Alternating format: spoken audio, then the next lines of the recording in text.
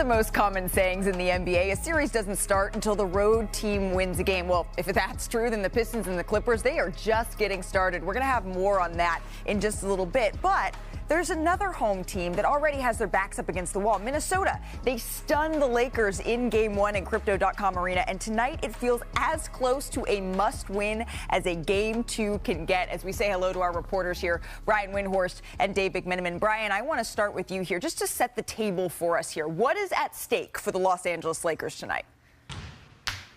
Well, you got to look at this, Malika. The realistic way to look at this is the Lakers really have two options to get the type of offense they're probably going to need against the Wolves. One, they're role players who struggled in Game 1. Guys like Dorian Finney-Smith, Gabe Vincent, Rui Hachimura are going to have to step up and hit some outside shots because the Wolves are trying to force the ball in their direction. Or, and this is probably where the series is going to really come down to, the Lakers' three stars, which obviously Luka Doncic, LeBron James, Austin Reeves, are going to need to play awesome basketball. I don't know what the magic number is for them to score, but it's going to have to be a lot higher than it was in Game 1. Those are really the two pathways for the Lakers to have success. They didn't really get success in those two pathways in Game 1. Minnesota, you know, is going to be smelling blood in this game. They need their star players or their role players to come up big. You mentioned LeBron James. Let's key in on that here, Dave, because the Wolves were able to limit LeBron to 19 points in 36 minutes in Game 1. Are the Lakers expecting them to be able to repeat that tonight?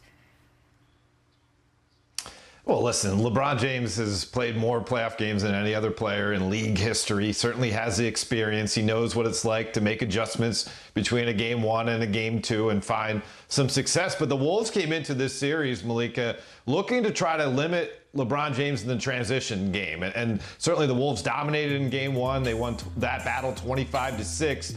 And they believe in a half-court setting, Julius Randle can compete with LeBron. I'm not saying he's going to win the battle every night. Not saying he's a better player than LeBron, but certainly that can be played somewhat to an even.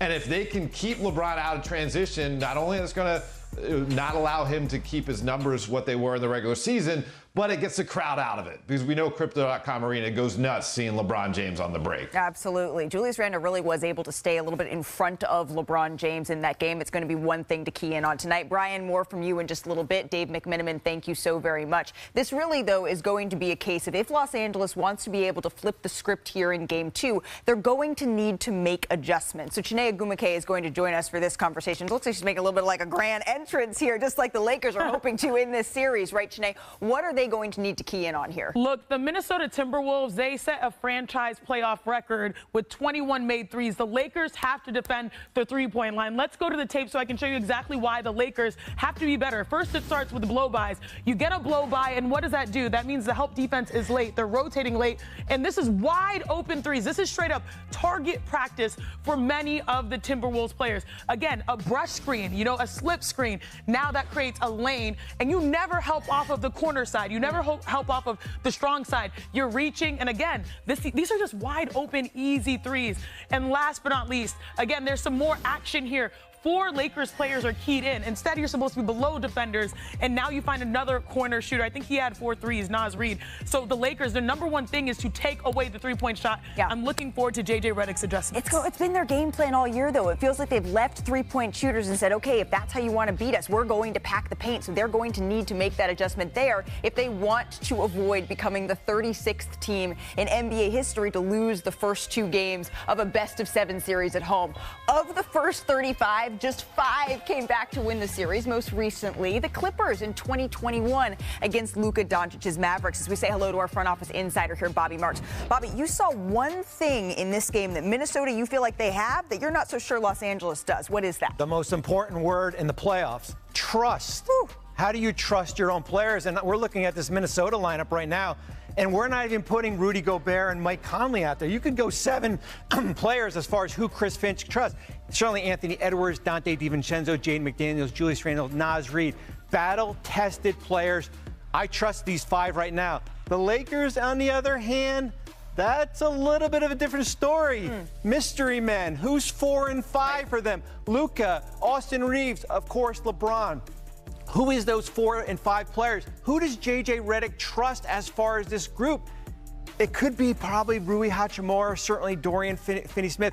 This is the biggest question I have for the Lakers team. Here are two players here. Does J.J. Redick trust this starting five down the stretch? We didn't see this on Saturday night because the game was a blowout. Right. If this game is close, who are going to be those other two players for them? And can Austin Reeves, having typically the third best defender, that third best defender isn't Jalen McDaniels or someone like an Anthony Edwards, can he have a breakout game here? We're going to get to that in just a little bit because the Lakers are looking to even things up. Another Los Angeles team did that just last night. We uncorked, Chiney, a vintage Kawhi performance here in Denver.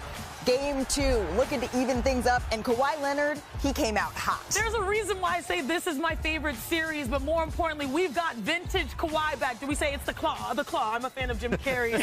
Yes, it's scary things for the rest of the league. He finished with 21 points, 90% shooting in the first half here. To the fourth quarter we go. Things were tight down the stretch. Bobby Marks, you called for a redemption game. Michael Porter Jr. redemption game. 1 point game here. Denver has the lead. Another player that we were looking for a little bit of redemption from, Norm Powell there, who gives it up to Ivica Zubac and one. Better late than never. Amen. But it was Kawhi, the claw in the clutch here, who took over Sinead. That's Aaron Gordon. And the double.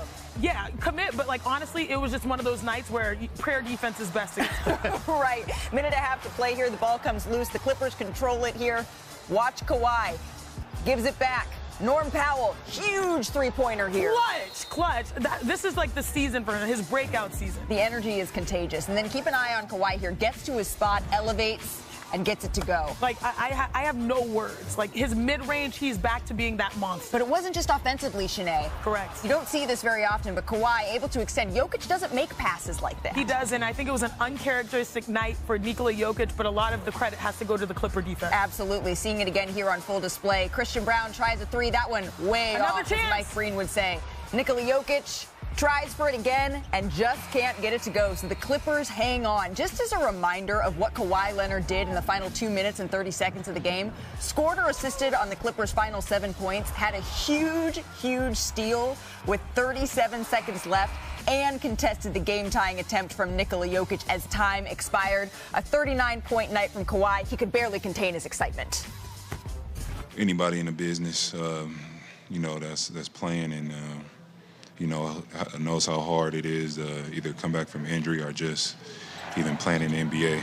I'll just keep playing, try to stay in the zone, get to my spot and shoot, just live with the outcome. I feel like he ain't missed a shot, man. His shot-making ability is elite, you know what I mean?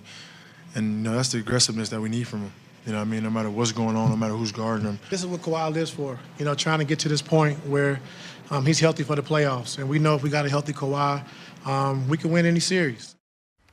Brian Windhorst back with us now as the Clippers get the win here.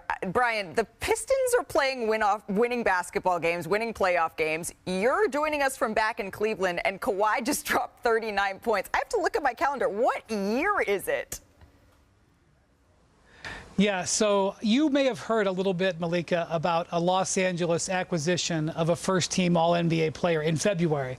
That was Luka Doncic. Guess what? The Clippers acquired a first-team All-NBA player in March. Because for the last 6 or 7 weeks, this has been 2019 Kawhi Leonard. If you closed your eyes, that could have been him in a Toronto Raptors jersey in 2000.